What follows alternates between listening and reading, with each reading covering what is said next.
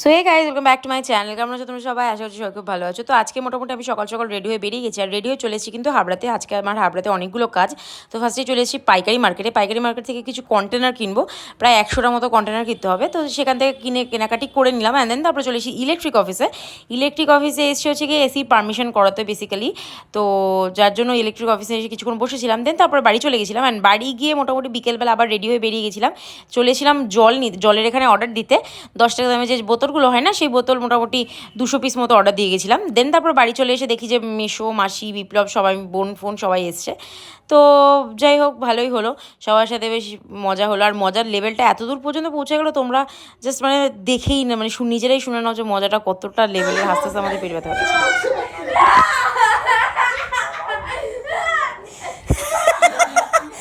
এই আস্তে